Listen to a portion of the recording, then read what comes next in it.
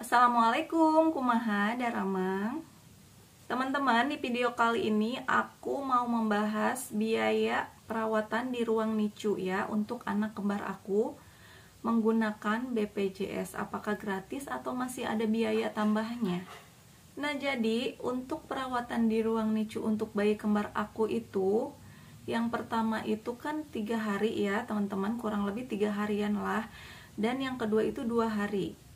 Nah, itu biayanya itu gratis teman-teman, tanpa ada biaya kecuali tes COVID ya teman-teman. Di swab gitu itu ada biayanya, cuman untuk perawatan atau tes darah yang lainnya itu nggak ada sama sekali ya. Nah, jadi pada saat mau melakukan perawatan atau dirawat di ruang NICU, aku sama bayi aku, jadi bayi aku dan akunya sendiri itu disuruh swab teman-teman. Jadi dilakukan swab karena bayi aku ada 2, dan untuk bayi itu harganya 99.000 untuk tes swabnya, sama aja sih dengan pasien yang lainnya 99.000. Sedangkan untuk pendampingnya itu 134.000 teman-teman. Nah, oke, itu semuanya sekitar 300 lebih ya untuk tes swab aku dan anak aku, karena kan bayi aku juga 2. Nah, teman-teman, di sini aku agak sedikit kecewa ya, karena aku pikir aku melakukan tes swab supaya bisa masuk ke ruang NICU-nya untuk melihat bayi aku kan nantinya ketika aku nengok bayi aku, tapi ternyata enggak teman-teman. Di situ aku kecewa. Terus aku melakukan tes swab untuk apa gitu kan? Karena pada awalnya itu si perawat bilang begitu, karena untuk masuk ruang NICU ibu juga harus di swab kan ya. Oke, jadi aku nurutin kan.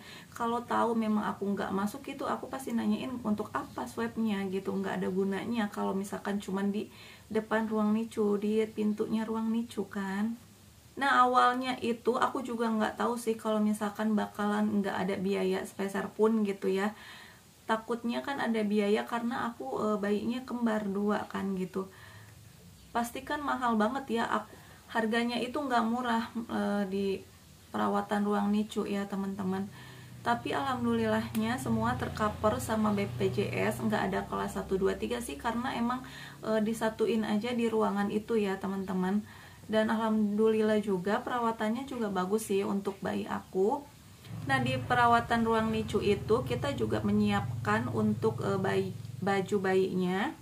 Baju bayinya itu disiapkan untuk pas saat pulang aja. Jadi cuma satu setel, selimut, atau misalkan kain bedong gitu. Nah, topinya, kaos kakinya itu disiapkan untuk pas pulang aja. Karena kan selama di ruangan NICU itu nggak pakai baju ya, jadi nggak usah. Nah, terus susternya juga meminta untuk disiapkan juga pampers, kayak susu. Kalau ASI kan emang kita ngirim ke rumah sakitnya ya teman-teman, boleh. Terus minta disiapkan tisu basah ya itu. Nah, itu aja sih mungkin biaya yang dikeluarkan untuk kebutuhan bayinya aja, sama untuk tes swab aja. Selain itu nggak ada biaya lagi. Nah, jadi teman-teman nih, kalau misalkan anaknya masuk ruang NICU nggak usah sedih ya, nggak usah khawatir gitu. Maksudnya kalau misalkan punya BPJS, insya Allah ditanggung ya sama BPJS, nggak ada biaya sepeser pun. Kita siapin aja buat kebutuhan bayinya aja, sama tes swab ya, karena emang harus tes swab kan sekarang kalau misalkan ke rumah sakit. Nah, mungkin cukup sekian aja ya sharing untuk biaya perawatan di ruang NICU untuk bayi kembar aku.